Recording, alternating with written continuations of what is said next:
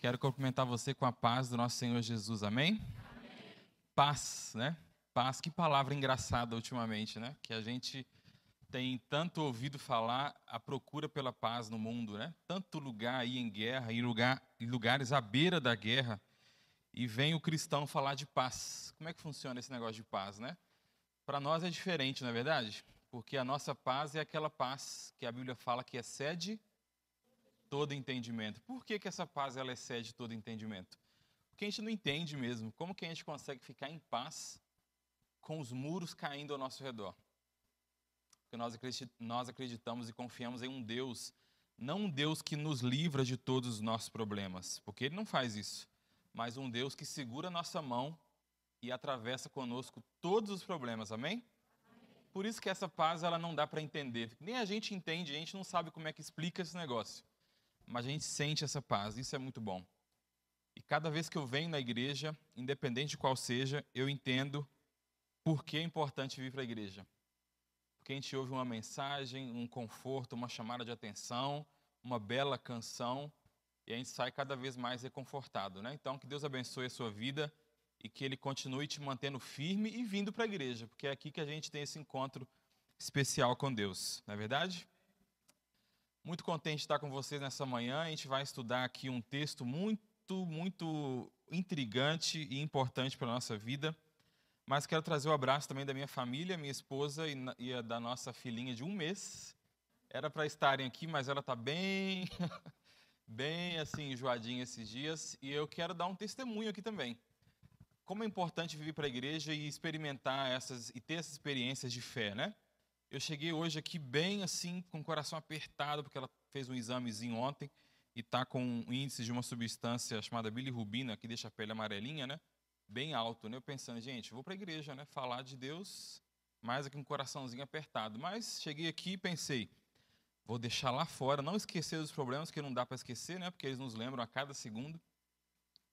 Mas não vou deixar lá fora, mas vou confiar que Deus está no controle de tudo. E literalmente há 5 minutos atrás eu recebi um WhatsApp da médica dizendo, ó, já vi os exames aqui, tá alto, tá, mas tá tudo nos conformes, ela tá ótima, fica tranquilo. 5 minutos, imagina? Se eu estivesse preocupado, louco aqui, desesperado, ligado pro Eliel, eu vou pregar não, porque eu não tô bem. Não, a gente tem que ter fé de fato, e Deus ele honra a gente, não é verdade? Abra a sua Bíblia aí, porque hoje nós vamos falar de vida. Você deve ter visto nas redes sociais, nos grupos da igreja, que o tema da mensagem de hoje é abundante, vida que transborda. Abra sua Bíblia no Novo Testamento, no livro de João. João, no capítulo 10 e no verso 10 também. A gente vai ler aqui alguns versos, deixa sua Bíblia aberta aí, que a gente vai passear um pouquinho alguns versículos aí importantes para nós.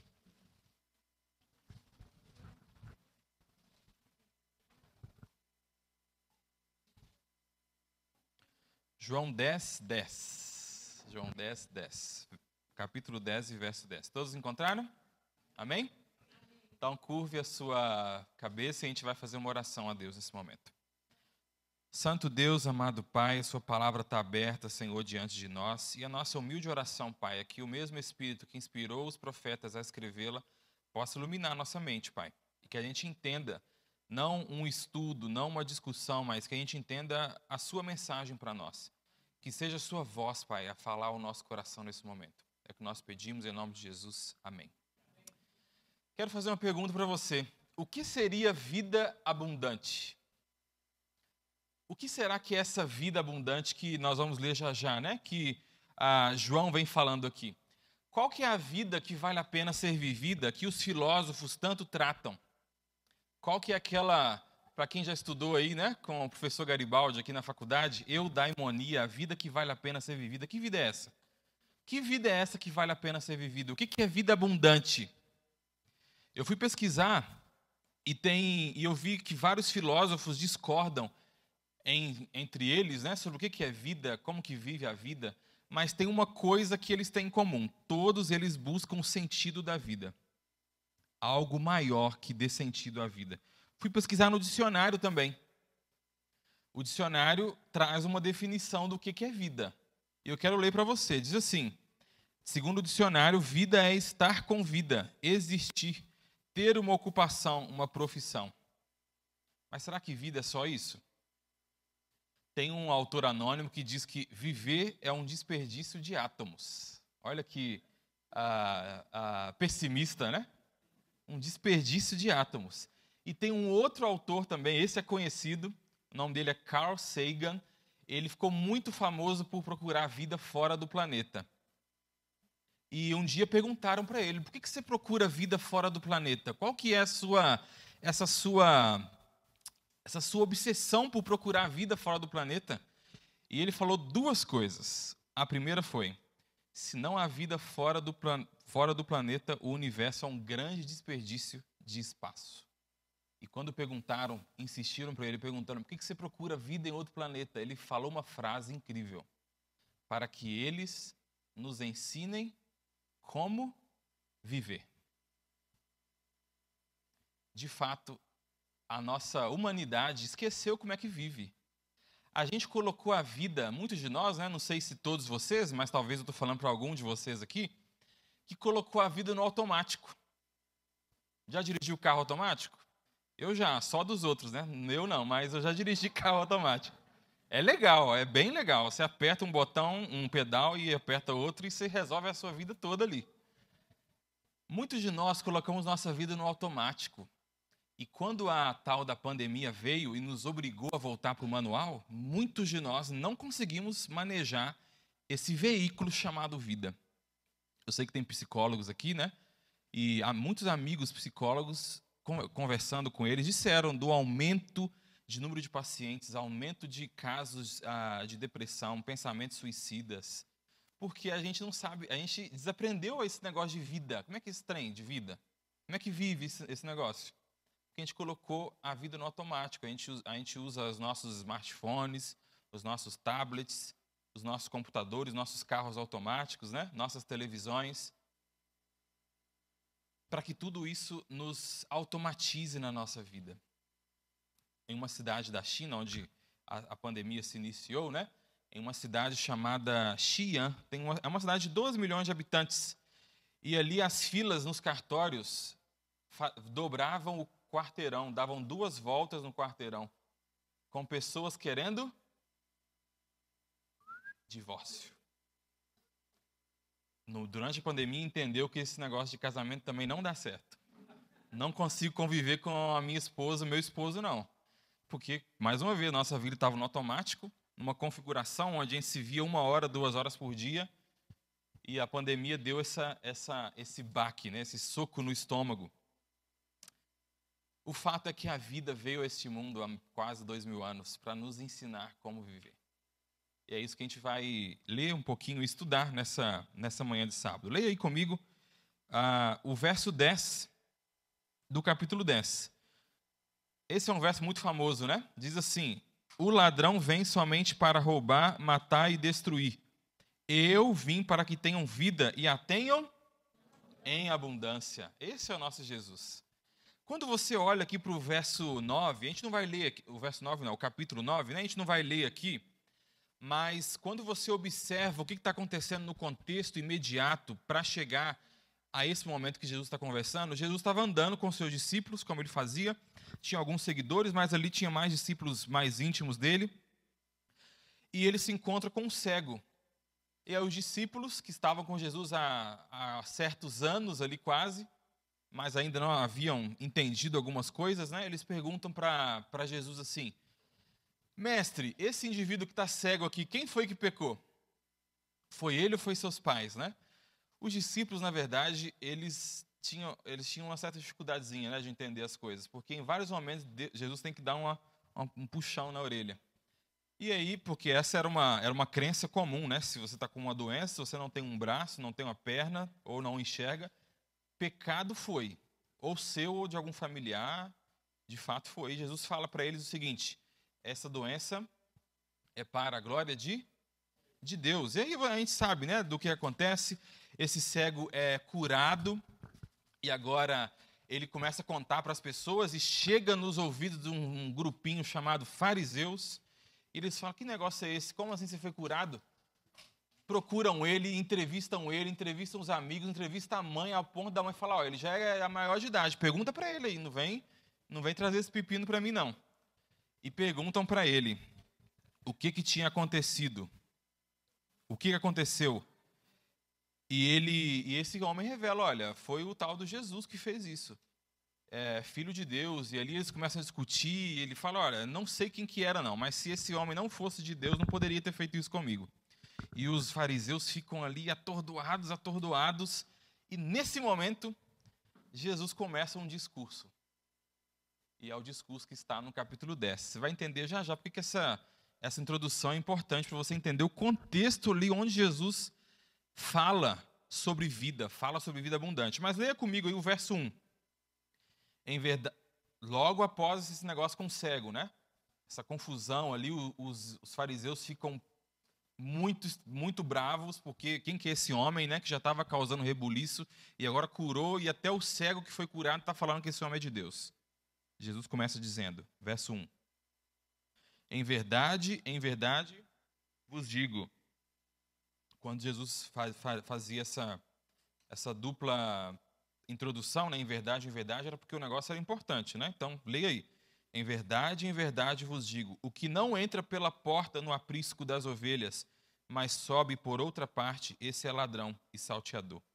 Aquele, porém, que entra pela porta, esse é o pastor das ovelhas. Esse é o pastor das ovelhas.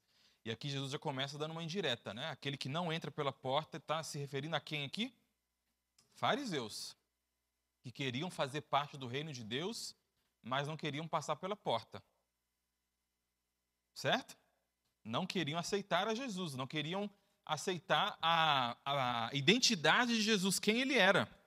Continua lendo comigo aí, verso 3. Para este, aqui está falando do pastor, né, das ovelhas, para este o porteiro abre.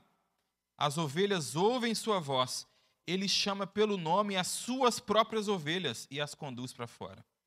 Depois de fazer sair as que lhe pertencem, vai adiante deles. E elas o seguem. Por quê?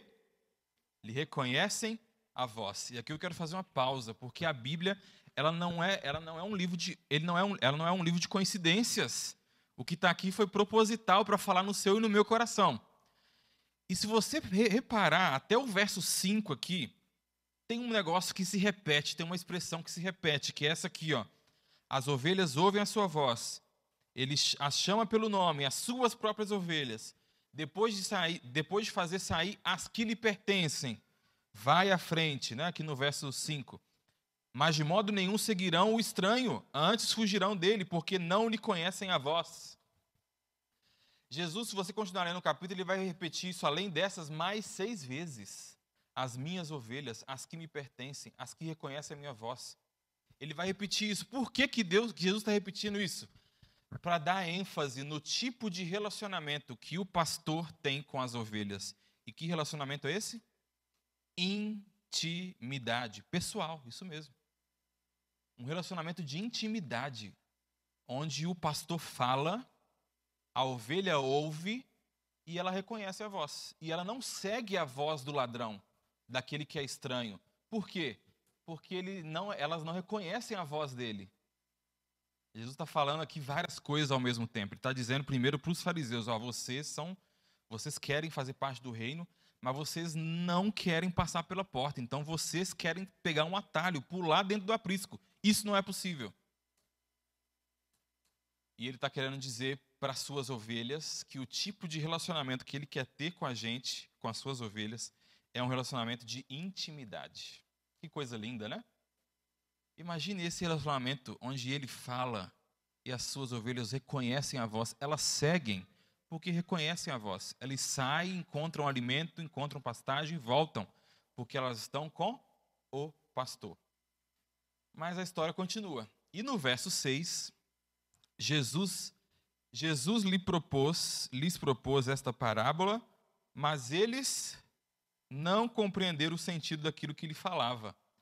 E é interessante, né? Eu acho muito assim, muito divertida a maneira como Jesus vai construindo as coisas. Quando ele estava aqui, conversando com os seus seguidores, com os seus discípulos, com pessoas que não o seguiam e também com os fariseus, porque essa era a audiência ali na hora, né? Quando ele falou, quando ele propôs essa parábola, as pessoas não entendiam. E aí no verso 7, ele vem explicar. Então, tá bom, vocês não entenderam, eu vou explicar então. E aqui vem o ponto importante. Jesus, pois, lhes afirmou de novo, olha só, ele já tinha dito antes, pelas entrelinhas, em verdade vos digo, como se fosse começar o verso 1 de novo. O que ele fala? Eu sou o bom pastor? Eu sou a porta das ovelhas. E aí você pode olhar assim, na sua expectativa, como era a minha, quando eu li pela primeira vez, e falei, ele vai se revelar, né? Ele está falando do pastor, das ovelhas, falou do aprisco, o que ele vai falar agora? Ele é o bom pastor. E aí ele fala, eu sou a porta. Aí buga tudo aqui, né? Mas o interessante é que na cabeça daqueles que estavam ouvindo fez todo sentido. Eu vou te dizer por quê. Porque havia dois tipos de apriscos para as ovelhas naquela época. Esse aprisco que Jesus está falando aqui nos versos iniciais, verso 1, 2, 3 em diante, é o aprisco mais comum que existia. Havia a cidade, a grande cidade, os pastores tinham as suas ovelhas e eles podiam colocar suas ovelhas dentro desse aprisco, meio que um aprisco público. É um aprisco com um muro, né? Um muro não tão alto, mas um muro alto bastante para que o ladrão não pulasse, né? Ou tivesse dificuldade para pular. E ali tinha um guarda. E quando você chegava no guarda, ele te via, você é o pastor, beleza, então você pode entrar e pegar as suas ovelhas. Porém, havia um outro tipo de aprisco, e é desse aprisco que Jesus estava falando nesse momento. Quando os pastores levavam as suas ovelhas para pastar, né, ali nos campos, e às vezes fora, longe da cidade, ou ia levar as suas ovelhas para um outro local, uma outra cidade, aonde que eles tinham para dormir? Qual local eles tinham disponível para dormir? Apriscos improvisados, no meio do deserto. E aqui está o ponto-chave da cultura da época de Jesus, que nos ajuda a entender o que ele estava querendo dizer quando ele disse, eu sou a porta. Nesses apriscos improvisados, havia um murinho desse tamanhozinho assim, feito de vários galhos secos. E era não muito grande, talvez menor que essa igreja, e ele colocava as suas ovelhas para dentro, e para dormir, como é que fazia? O pastor literalmente se colocava deitado no lugar da porta. Nesse sentido, fica muito mais claro para nós quando Jesus vai dizer daqui a pouco aqui, eu sou o bom pastor e eu dou a vida pelas ovelhas, porque de fato, para que um lobo, um animal viesse fazer mal às ovelhas, ele deveria literalmente passar pelo pastor. E quando Jesus diz, tá bom, vocês não entenderam não? Deixa eu explicar para vocês então. Eu sou a porta das ovelhas. Eu sou o caminho que as ovelhas precisam passar para que elas tenham acesso ao pastor, que também sou eu. Eu sou esse pastor que se coloca na frente das ovelhas e dá a vida por elas. Eu sou esse pastor. Que coisa incrível, não é verdade? E aí os versos continuam, né? Todos quanto vieram antes de mim, verso 8, são ladrões e salteadores, mas as ovelhas não lhe deram ouvido. Eu sou a porta. Se alguém entrar por mim, será salvo. Entrará e sairá e achará pastagem. Aí vem o verso. O ladrão vem somente para roubar, matar e destruir. Eu, o bom pastor, eu, a porta, vim para que tenham vida e a tenham em abundância. Amém? Esse é o nosso Jesus. Esse é o nosso Cristo.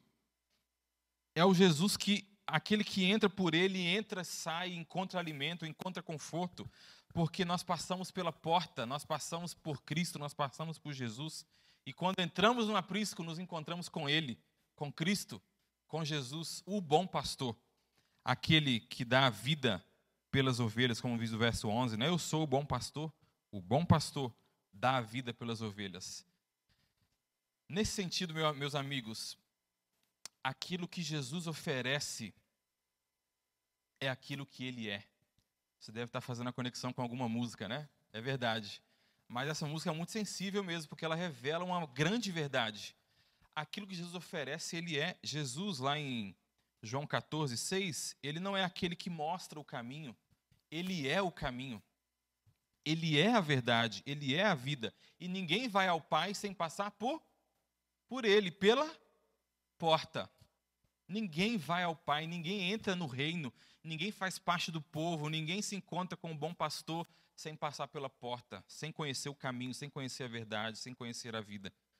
Em João 6,35, Jesus não é aquele que oferece o pão. Ele é o pão. Em João 4, 14 e 15, Jesus não é aquele que oferece a água. Ele é a água da vida. Nesse sentido, tem uma verdade muito importante para te falar. Não é possível se relacionar com as coisas que Jesus oferece sem termos um relacionamento com quem Ele é. Ele é a porta. Para se encontrar com o Jesus bom pastor, é preciso aceitar o caminho. É preciso entender que você precisa passar pelo caminho. Nesse sentido, você não pode se relacionar com as coisas que Deus tem para oferecer, a menos que você se relacione com a sua pessoa, com quem Ele é. Você não pode se relacionar com o corpo da sua esposa. Você precisa se relacionar com a sua esposa. Você não pode se relacionar com os conselhos do pastor que ele tem para te oferecer. Você precisa ter um relacionamento de amizade com o pastor, ou com o ancião, ou com o seu amigo. Você não pode se relacionar com a comida e a segurança que seus pais te dão. Não tem como fazer isso. Até tem, mas é bem mercenário, né? É necessário se relacionar com o seu pai, com a pessoa. E da mesma forma é com Jesus. Muitas vezes na nossa vida, eu falo por mim também, a gente olha para Jesus e fala, eu preciso disso, disso, disso, disso, disso, me dá isso, me dá aquilo outro. Eu tenho parentes que são assim também. E vêm para a igreja, e estão na igreja, e congregam na igreja, e estão usando saia lá no joelho, estão dando dízimo, oferta, e quando recebem, muito obrigado, viu? Valeu, estou indo ali cuidar da minha vida. Quem aqui tem gato em casa? Gente, nada contra, tá? Amo os bichinhos do Senhor. Mas o gato é um bicho muito interessante. Muito traiçoeirozinho, tá? Não me leva a mal, não. Não sei como é que é o seu gato. Eu tive um gato. Não tenho mais porque a gente precisou mudar e ele estava acostumado com o local lá. Enfim, ficou para trás. Mas ele está bem também. Mas, não abandonei o gato, não. Está lá bem. Mas esse gato era muito interessante porque ele... Joey, o nome dele. Ele vinha para casa... E era a coisa mais... Era o ápice do dia, era quando o Joey chegava em casa. Porque ele chegava, se esfregava na perna. Eu falei assim, esse gato gosta de mim mesmo, hein? Que coisa legal. E eu pegava ele, jogava ele pra cima. Eu dava uma maltratada às vezes, assim. Porque eu brincava igual um boneco com ele. E ele ficava feliz, dava pra ver que ele tava bem. E aí continuava roçando ali na minha perna. O que esse gato quer, gente? Aí eu entendi como é que funciona a cabeça do gato, né? Ele quer comida. Ou sei lá o que, né? E aí eu comprava Whiskas, imagina, gatos de rua. Peguei pra mim e comprei Whiskas. Comia, falei assim, gente, olha que coisa, que relacionamento maravilhoso. Aí eu comecei a entender como é que funciona o gato. Assim que ele come, ele sai. E vai viver a vida dele lá, pelos muros, pelos telhados afora aí da vizinhança. Tá nem aí pro meu coraçãozinho, né? E muitos de nós, na nossa vida cristã, a gente é como gato. A gente vem para Jesus, a gente pede para Ele, a gente dá um carinho, dá até uma ofertinha, e assim que a gente recebe o que a gente precisa, obrigado, hein? Mas vou viver minha vida agora aí, pelos bairros, pelas ruas, vou perambular aí por essa vida, porque eu sei o que eu faço da minha vida. Eu precisava de um negócio que eu não podia resolver. O Senhor resolveu, agora o resto eu tomo conta, fica tranquilo. E não é esse o plano de Deus para nós. O plano de Deus é que nós entramos pela porta, que nós passemos pelo caminho que é Ele, para então termos um relacionamento com esse bom pastor. E se você está acompanhando o sermão até agora, você já entendeu que aquele que tem vida abundante é aquele que está onde? Dentro do aprisco.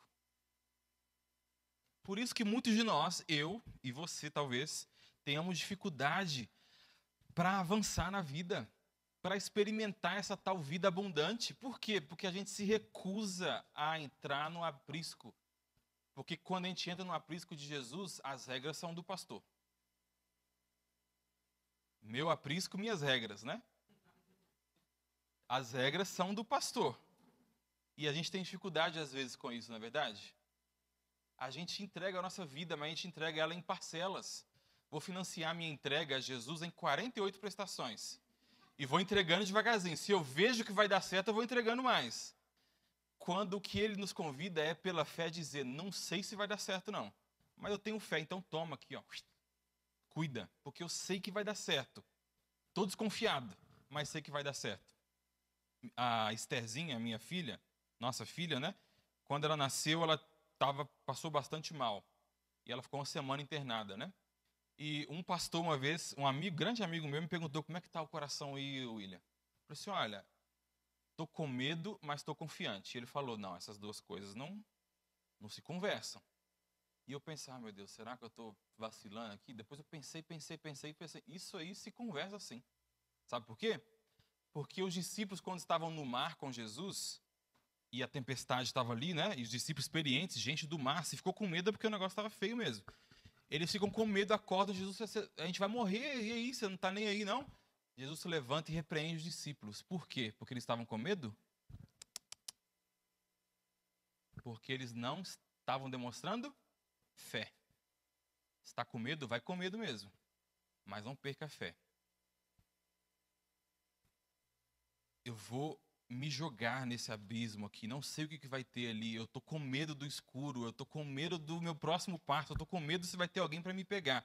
Mas eu confio nesse Deus que já se revelou para mim de tantas maneiras, não só na Bíblia, mas na minha vida, eu confio nele. Então eu vou pular. E eu sei que ele vai me segurar.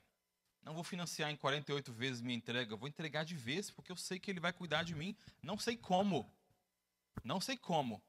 mas se ele prometeu, ele vai cuidar.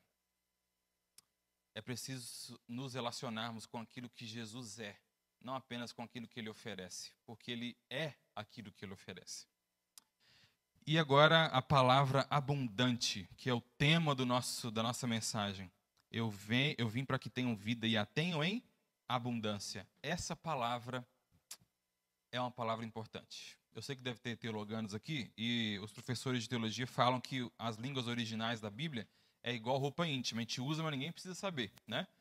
A gente usa para entender o texto, mas ninguém necessariamente precisa saber. Mas essa palavra aqui, preciso compartilhar com você.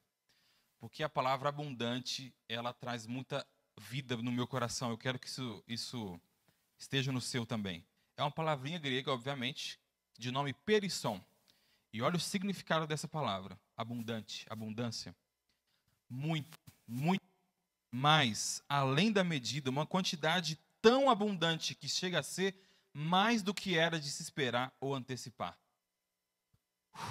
Essa é a vida que Deus nos oferece. Amém? Essa é a vida que o bom pastor oferece. Uma vida além, uma vida muito mais, uma vida abundante, além daquilo que se espera, além daquilo que se antecipa. Essa é a vida que Jesus quer nos oferecer. Amém? Mas essa vida só é encontrada no aprisco, com o bom pastor. Meu aprisco, minhas regras. Só tem uma vida abundante, só tem oportunidade de ter uma vida abundante aquele que está no aprisco, que passou pela porta, que entrou pelo caminho, que é Jesus, que entendeu a verdade e agora está pronto para experimentar a vida abundante. Eu sei que muitos podem pensar, essa vida é só no céu, mas Efésios 3, 20 e 21, entre vários outros versos na Bíblia que tratam de perspectivas terrenas e divinas, diz que aquele que é capaz de fazer infinitamente mais do que tudo que pedimos ou pensamos, de acordo com o seu poder que atua em nós. Esse é o nosso Jesus. Esse é o Jesus da vida abundante. Esse é o Jesus da vida além da expectativa, além do que se espera, além do que se antecipa, uma vida muito além daquilo, de tudo que a gente pode pensar. Essa é a vida que Deus quer nos dar através do seu Filho. Mas onde nós encontramos essa vida? No aprisco, com o bom pastor. O problema é que muitos de nós entramos pelo aprisco, ou às vezes estamos na porta do aprisco, até temos um nome dentro do aprisco, você está me entendendo, né? Mas a gente está ali reticente. Será? Às vezes a gente fica na porta do aprisco, pede a Deus uma bênção, pede a Deus um sinal, Ele dá esse sinal, a gente recebe, é abençoado e vira as costas. Vou te dizer uma coisa, Deus está vendo. Deus está vendo. Com Deus não se brinca. De fato, com Deus não se brinca. Ele convida você para fazer um compromisso de verdade com Ele. Para dizer sim, é sim. Que seja não, mas que seja uma decisão firme.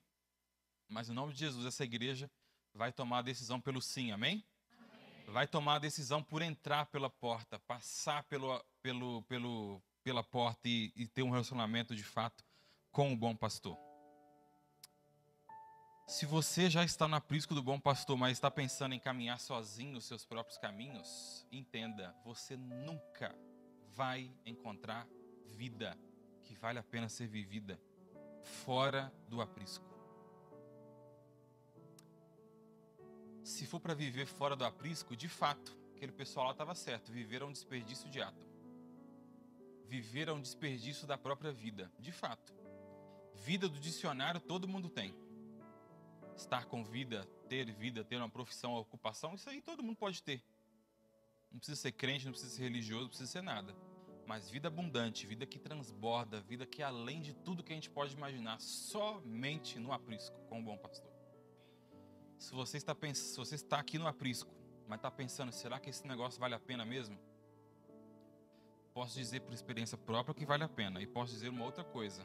Você nunca vai encontrar uma vida que vale a pena ser vivida fora do bom pastor.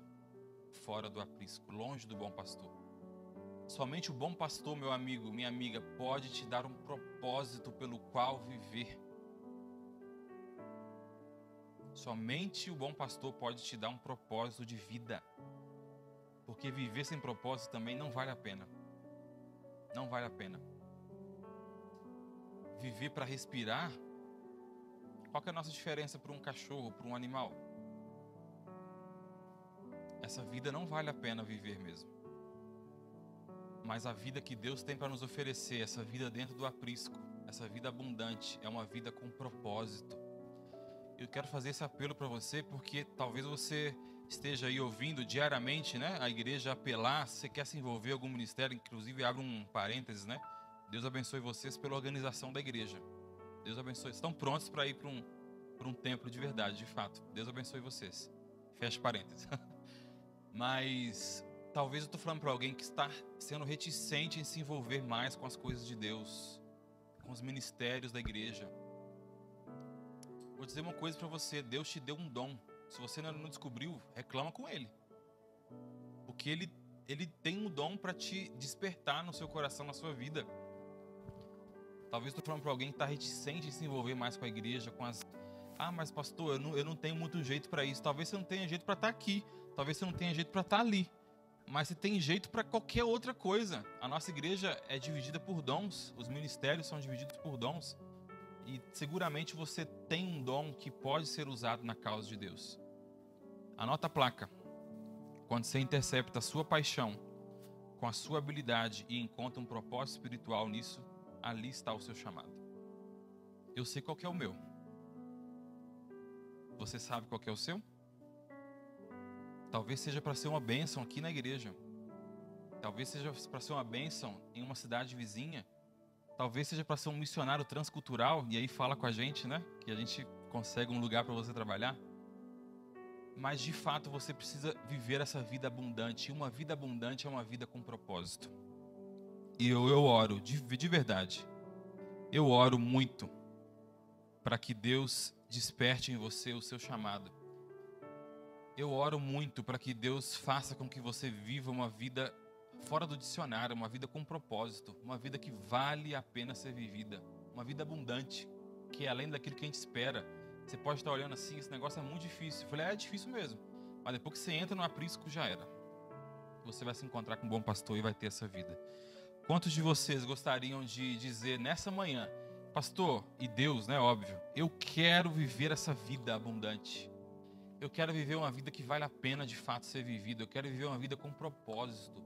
Eu quero ter uma razão para acordar todo dia, além de colocar comida na mesa da minha família. Quantos gostariam de viver essa vida? Amém. Que Deus abençoe você, a sua família, as suas decisões, as suas lutas, porque elas são importantes para nos formarem. Que quando você olhar para as suas cicatrizes, daquilo que você passou na sua vida, você se lembre do que você passou. mas entenda que você não está lá mais, que aquilo não te pertence mais, que o que te pertence agora é vida abundante. Amém? Todos nós temos a capacidade e a possibilidade de vivermos essa vida. E minha oração é para que você seja mais um que vive essa vida maravilhosa que Deus quer nos oferecer. Amém? Nós vamos cantar um hino agora para finalizar, e que vai falar desse bom pastor, né, que nos leva a esses lugares de água limpa. Que você tome essa decisão no coraçãozinho aí. Meu Deus, eu quero viver essa vida, me ajude a me entregar por completo a Ti. Me dê propósito para que eu possa viver essa vida abundante. Santo Deus, obrigado, Senhor, porque o Senhor se comunica conosco. O Senhor é um Deus de misericórdia. As suas misericórdias se renovam cada manhã, Pai, em nossas vidas. Muito obrigado porque o Senhor é um bom pastor, Senhor. Muito obrigado porque o Senhor está de braços abertos para nos receber. Obrigado porque nós sabemos, Pai, que contigo nós encontramos tudo aquilo que nós precisamos. Queremos pedir, Senhor, que essa igreja seja uma igreja ativa, Pai. Seja uma igreja que viva, mas não só a vida do dicionário. Que seja uma igreja que viva uma vida abundante, Pai. E que essa vida seja vivida com propósito. Revele, Pai, para nós o nosso dom. Desperte o nosso dom. Nos mostre, Pai, o nosso propósito. Nos ajude a cada dia nos entregarmos a Ti, aumentarmos a nossa fé em Ti, para que mesmo com medo a gente possa se entregar por completo a Ti, Senhor. Nos abençoe no restante desse sábado e que essa mensagem seja uma experiência para nós durante essa semana. É o que nós pedimos e agradecemos em nome de Jesus. Amém. Permaneça.